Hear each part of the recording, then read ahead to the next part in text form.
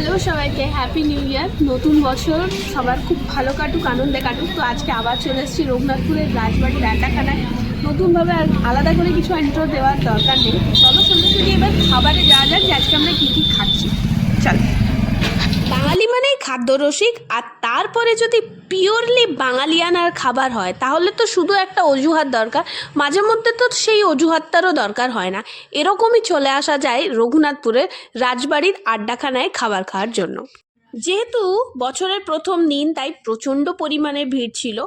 তাই আর বলারই কথা নয়, কিছুক্ষণ তোমাদেরকে অপেক্ষা করতে হবে যদি তোমরা বিশেষ বিশেষ দিনে আসো, কারণ মানুষের চাহিদা কিন্তু এখন আড্ডাখানাকে ঘিরে। দেখতে যেরকম, খাবারটা খেতেও কিন্তু ঠিক ততটাই লোভনীয় ছিল। প্রত্যেকটা খাবারই যথেষ্ট গরম এবং খুবই সুস্বাদু বলতে গেলে।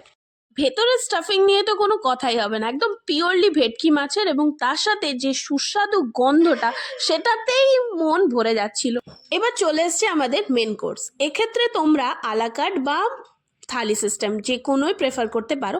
আমরা যেরকম থালিটাই নিয়েছিলাম, থালির সাথে আমরা অ্যাডিশনাল হিসেবে স্যালাডটা নিয়েছিলাম এবং তার সাথে নিয়েছিলাম চিংড়ি মাছের মালাইকারি, চিকেন, মাটন এবং রুই পোস্ত। প্রত্যেকটা খাবারের গুণগত মান আলাদা করে বিচার করা একদমই যাবে না, অসাধারণ।